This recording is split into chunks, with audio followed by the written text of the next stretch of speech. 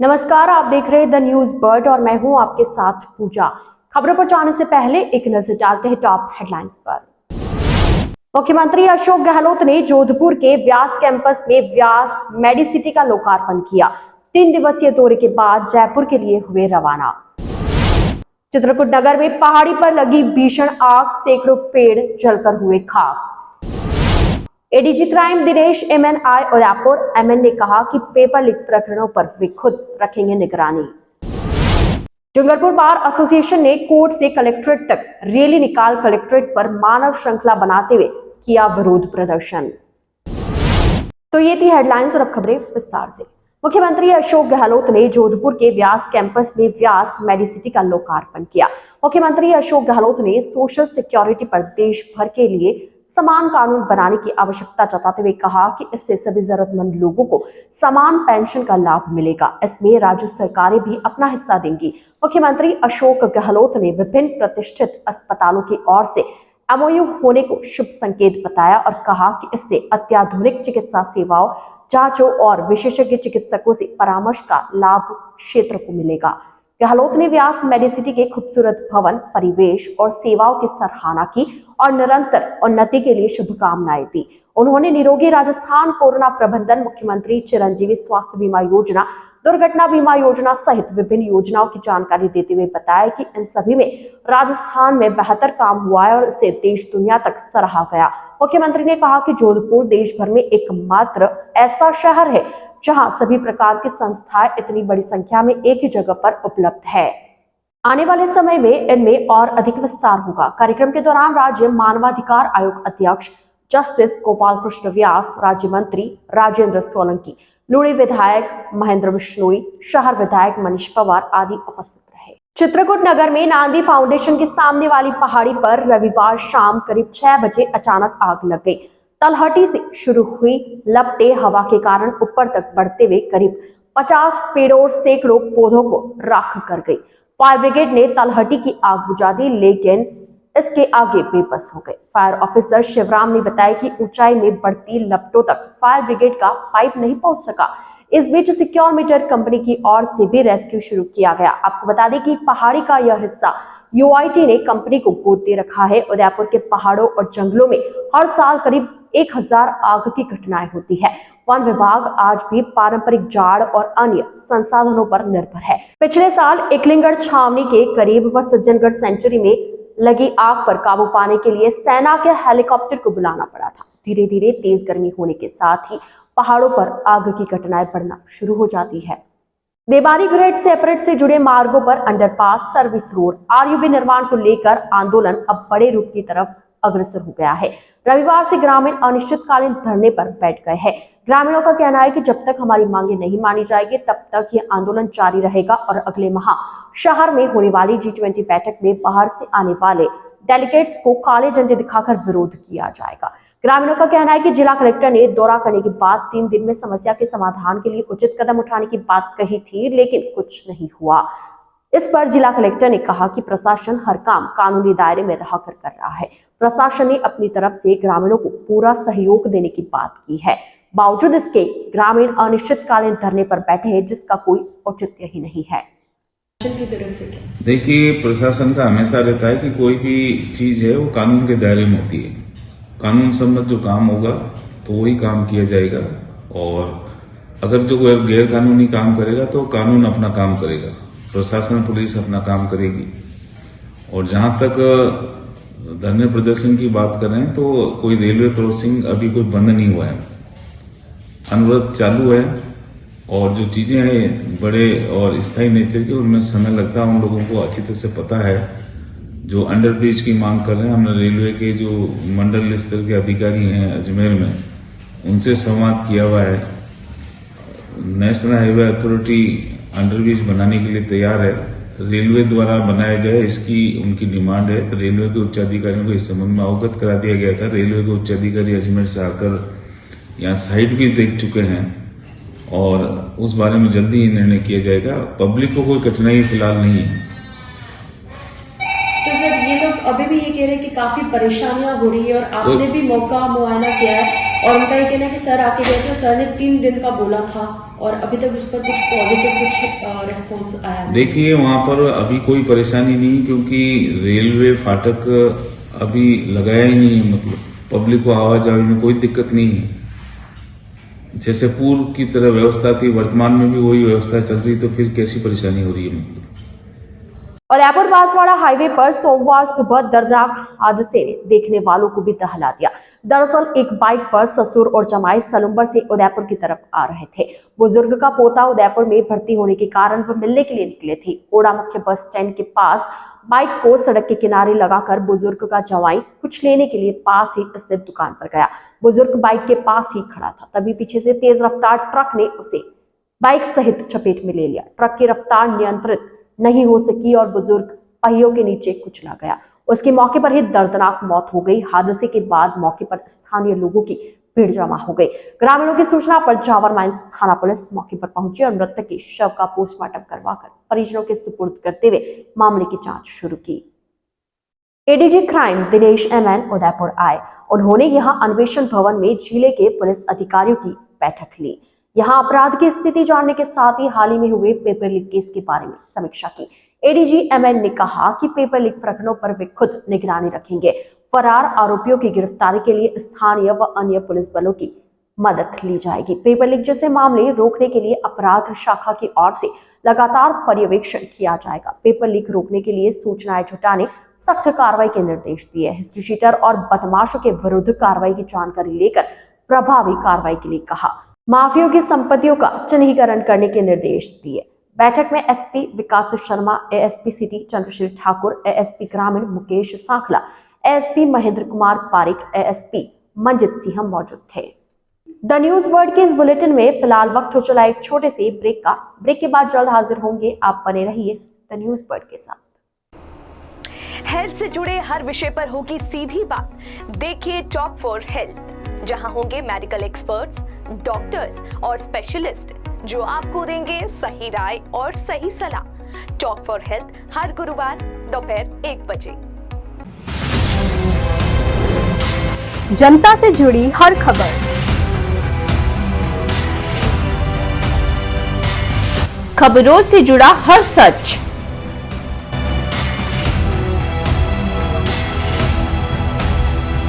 हर मुद्दे पर होगी हमारी नजर।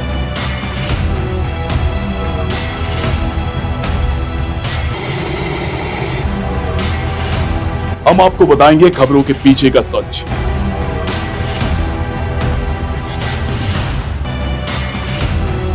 हम आपको सुनाएंगे भीड़ में दब रही आवाज। जनता के घरों से सरकारी गलियारों तक। द न्यूज वर्ल्ड, आपके बीच, आपकी आवाज। ईश्वर की भक्ति, प्रभु की आराधना। अब होगी दिन की शुरुआत सरिता जोशी और अजय पुरोहित के साथ। देखिए भक्ति प्रवाह हर रोज सुबह 6 बजे। हजारों में सिर्फ उन्हीं की बात होगी जब सितारों से मुलाकात होगी। खुलेंगी कुछ बातें और कुछ राज जब गुफ्तगू आपके साथ होगी। मैं शिवानी लेकर आ रही हूँ बर्थडे स्पेशल, जिसमें मैं आपको बताऊंगी आपके ही पसंदीदा कलाकारों के बारे में।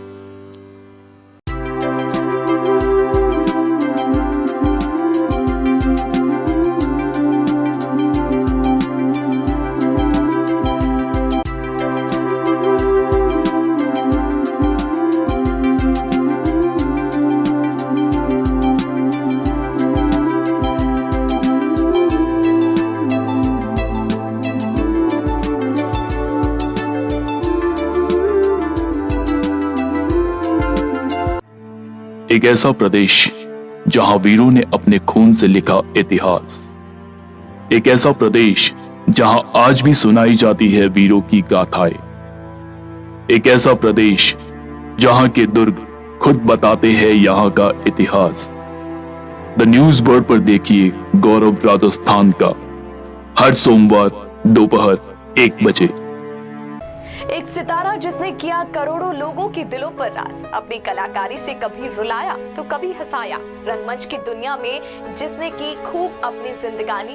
द न्यूज बर्ड पर जानिए ऐसे ही सितारों की कहानी, अर्पिता की जुबानी। ब्रेक के बाद आपका स्वागत है।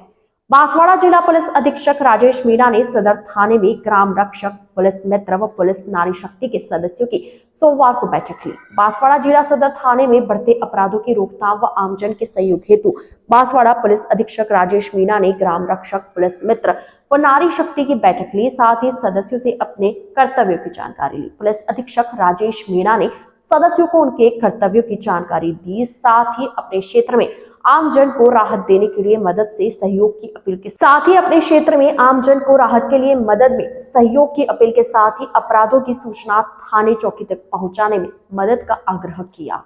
पर सदर थाना इलाके के सुरक्षा सखी, ग्राम रक्षा दल और पुलिस मित्र, इन तीनों की बैठक बुलाई गई। इस बैठक में श्रीमान जिला पुलिस अधीक्षक महोदय राजेश जी मीणा साहब भी उपस्थित आए। सुरक्षा सखी, ग्राम रक्षा दल और पुलिस मित्र के जो सदस्य आज मीटिंग के दौरान आए, उनसे विचार विमर्श किया और पुलिस और पब्लिक के बीच में ग्राम रक्षा दल, सुरक्षा सखी और पुलिस मित्र एक सेतु का काम करते हुए अपराधों की रोकथाम और पीड़ितों को राहत मिल जाए, उनके मददगार बने। ये आज की मीटिंग का मेन मंतव्य था और सभी से चर्चा की गई। विचार अपने अपने सुझाव जो दिए हैं, उन सुझाव पर अमल किया जाएगा। उदयपुर शहर को रेबीज मुक्त बनाना एक अनूठा व अनुकरणीय कार्य है। यह बात जिला कलेक्टर ताराचंद मीणा ने पशुपालन विभाग परिसर में पशुपालन विभाग व उदयपुर एनिमल फीड के संयुक्त तत्वावधान में रेबीज मुक्त अभियान के तहत आयोजित जन जागरूकता कार्यक्रम में कही।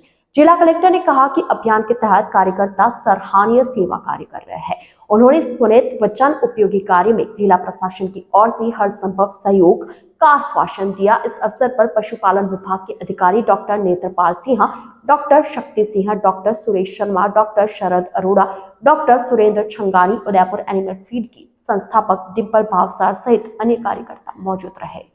राजसमंद जिले के भीम थाना इलाके में 5 वर्षीय बच्ची के अचानक घर से गायब हो जाने के बाद देर रात तक पुलिस ने सर्च ऑपरेशन चलाया, लेकिन रात भर पुलिस को कोई कामयाबी नहीं मिली। आखिरकार आज दोपहर में पुलिस ने 5 वर्षीय बच्ची को सुरक्षित दस्तयाब किया। उसके बाद पुलिस ने राहत की सांस ली। इस पूरे मामले में पुलिस ने एक व्यक्ति को डिटेन किया है, जिसे पूछताछ जारी है। राजसमंद पुलिस अधीक्षक सुधीर जोशी लगातार इस मामले पर नजर बनाए हुए। एसपी जोशी ने बताया कि पूरे मामले में एक व्यक्ति से पूछताछ जारी है। जल्द ही पूरी घटना के बारे में खुलासा हो जाएगा। उन्होंने बताया कि 100 से ज्यादा पुलिसकर्मी रात भर सर्च ऑपरेशन चलाए हुए थे और घर घर जाकर बच्ची को तलाश कर रहे थे। इसमें स्थानीय जनप्रतिनिधि और ग्रामीणों का भी सहयोग मिला। पूरे मामले में हालांकि पुलिस ने तीव्र गति से कार्रवाई करते हुए अच्छी मेहनत भी की और सफलता भी हाथ लगी है। पूरे मामले में सर अब तक क्या अपडेट आया? मासूम बच्ची दस्तयाब हो गई। देखिए, बड़ा संवेदनशील मामला था। जैसा कि आपने बताया है, 5 साल की बच्ची थी, उसको किडनैप कर लिया गया था और जो एफआईआर में जो व्यक्ति लिखाए गए थे उनके संबंध में अनुसंधान किया और अनुसंधान से ज्ञात हुआ कि जो व्यक्ति एफआईआर में लिखाए गए हैं वो नहीं होकर के अन्य व्यक्ति के द्वारा उस बच्ची को ले जाने का साक्ष्य प्राप्त हुए। उस पर हमने रात भर प्रयास किया। रात भर लगभग 100 पुलिसकर्मी, जिसमें हमारे एडिशनल एसपी, डीवाईएसपी, 4 एसएचओ, थानों का जाब्ता, रिजर्व जाब्ता पुलिस लाइन से वो सारा पूरे क्षेत्र की कॉम्बिंग करता रहा, बच्ची को घर घर में तलाश करता रहा। और इसके साथ में यहाँ के सरपंच, जनप्रतिनिधि और यहाँ के गणमान्य लोगों का भी पूरा सहयोग मिला। रात भर जो हमने सर्च ऑपरेशन चलाया और आज सवेरे उससे हमें परिणाम मिला, बच्ची सुरक्षित मिल गई है और वो अभियुक्त भी हमने डिटेन कर लिया है और बच्ची से पूछताछ करी है, उसके परिजनों से उसे मिला दिया है। बच्ची पूर्ण रूप से सुरक्षित है, किसी भी प्रकार की कोई अनहोनी नहीं हुई है। Thank you sir. Rajasthan pensioner समाज ने अपने विभिन्न मांगों को लेकर जिला कलेक्टर को मुख्यमंत्री के नाम का ज्ञापन सौंपा। राजस्थान पेंशनर समाज के भंवर सेठ ने बताया कि 10 फरवरी को जारी हुए बजट के पूर्व न तो सरकार ने संगठन द्वारा प्रस्तुत मांग पर चर्चा की, न ही संगठन के हित में घोषणाएं की। सेठ ने बताया कि राजस्थान के पेंशनर अपने को ठगा सा महसूस कर रहे हैं। इस बजट में राजस्थान के पेंशनर्स को पूरा भरोसा था कि राजस्थान के मुख्यमंत्री राज्य के पेंशनर्स को प्रमुख रूप से पूर्व में दिए हुए मांग पत्र के आधार पर 65, 70, 75 प्रति 5 वर्ष पर 5% की दर से पेंशनर में बढ़ोतरी करेंगे, परंतु ऐसा नहीं करा और इससे पेंशनरों में निराशा है। पेंशनर्स को यह भी भरोसा था कि RGHS योजना में जो कमियां है उनको सरकार तत्परता से दूर करेगी, परंतु सरकार ने इस पर भी ध्यान नहीं दिया। ऐसे में पेंशनर्स से ज्ञापन सौंपते हुए पत्र देते हुए मांग की है कि जायज मांगों को जल्द से जल्द पूरा किया जाए। प्रदेश के जोधपुर में सरेआम एडवोकेट की हत्या के मामले में प्रदेश भर के वकीलों में रोष व्याप्त है। इसी के चलते राज्यव्यापी आह्वान पर डूंगरपुर जिले में भी डूंगरपुर बार एसोसिएशन ने कोर्ट से कलेक्ट्रेट तक रैली निकाली और कलेक्ट्रेट पर मानव श्रृंखला बनाते हुए प्रदर्शन किया। इस दौरान बार एसोसिएशन ने जिला कलेक्टर को मुख्यमंत्री के नाम का ज्ञापन सौंपा। ज्ञापन में जोधपुर में एडवोकेट की हत्या की घटना का विरोध जताया और मुख्यमंत्री से एडवोकेट प्रोटेक्शन बिल लागू करने की मांग की। डूंगरपुर जिला बार एसोसिएशन के अध्यक्ष विवेक दीक्षित ने बताया कि वर्तमान समय में लोगों को न्याय दिलाने वाले वकीलों के साथ आए दिन जघन्य अपराध घटित हो रहे हैं। 18 फरवरी को जोधपुर में राजस्थान हाईकोर्ट एडवोकेट एसोसिएशन के सदस्य वकील जुगराज सिंह की 2 बदमाशों ने सरेआम चाकुओं से हत्या कर दी। इसके अलावा भी कई अन्य घटनाएं वकीलों के साथ हुई, जिसका डूंगरपुर बार एसोसिएशन विरोध करता है। डूंगरपुर बार एसोसिएशन ने आरोपियों के खिलाफ सख्त कार्रवाई करने के साथ वकीलों की सुरक्षा के लिए प्रदेश में एडवोकेट प्रोटेक्शन बिल लागू करने की मांग की। आज हम सभी एक दिन का सांकेतिक हड़ताल किया गया है। हमारे वकील अधिवक्ता भाई जोगराज जी की जो निर्मम हत्या की गई है, उन सभी लोगों को पकड़ लिया गया है। हम सभी वकील भाइयों की ये एक कल हमने CM साहब को ज्ञापन दिया था, जिसमें वकील को हम 50 लाख रुपए की कंपनसेशन और एक घर में एक व्यक्ति को सरकारी नौकरी के लिए हमने ये दिया है। और आज हमने सांकेतिक हड़ताल की है और एडवोकेट प्रोटेक्शन एक्ट को जल्द से जल्द लागू किया जाए और वकील भाइयों के साथ ऐसी आगे से घटना नहीं हो, इसलिए हमने आज ये एक सांकेतिक हड़ताल की है। और अभी 1 बजे हम सभी एक मौन जुलूस निकाल के यहाँ से लेकर मोर्चरी तक हम सभी लोग जाएंगे। मैं गोकुलेश बोरा, उपाध्यक्ष Rajasthan high court advocate association. Chittorgarh के सांगरिया से जलखेड़ी ताना अकोला जाने वाले मार्ग पर अतिक्रमण होने के चलते राहगीरों की राह मुश्किल हो रही है, लेकिन जिम्मेदारों को इस और कोई ध्यान नहीं जा रहा। डुंगला उपखंड क्षेत्र के ग्राम पंचायत लोठियाना के ग्राम सांगरिया से जलखेड़ी ताना अकोला जाने वाली कच्ची सड़क पर लंबे समय से अतिक्रमण हो रखा है। ग्रामीणों ने बताया कि जलखेड़ी गांव से सांगरिया स्कूल में बालक बालिकाओं को पढ़ने के लिए इसी कच्चे मार्ग का उपयोग करते हुए जाना आना पड़ता है। गांव के ग्रामीणों को भी अपने खेतों पर जाने के लिए यही रास्ता सुगम रहता है। कई ग्रामीण अपनी राशन सामग्री लेने के लिए सांगरिया से आना पड़ता है, लेकिन समय के साथ आवाजाही मार्ग पर ग्रामीणों द्वारा ही अतिक्रमण कर मार्ग को छोटा तथा संकरा कर दिया गया।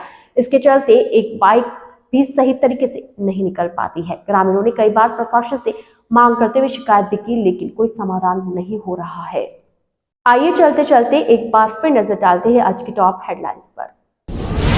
मुख्यमंत्री अशोक गहलोत ने जोधपुर के व्यास कैंपस में व्यास मेडिसिटी का लोकार्पण किया। 3 दिवसीय दौरे के बाद जयपुर के लिए हुए रवाना। चित्रकूट नगर में पहाड़ी पर लगी भीषण आग, सैकड़ों पेड़ जलकर हुए खाक। ADG crime Dinesh MNI Udaipur MN ने कहा कि पेपर लीक प्रकरणों पर वे खुद रखेंगे निगरानी। डूंगरपुर बार एसोसिएशन ने कोर्ट से कलेक्ट्रेट तक रैली निकाल कलेक्ट्रेट पर मानव श्रृंखला बनाते हुए किया विरोध प्रदर्शन। तो आज के बुलेटिन में फिलहाल इतना ही। अब दीजिए इजाजत। पूजा कौर आप बने रहिए द न्यूज बर्ड के साथ। नमस्कार।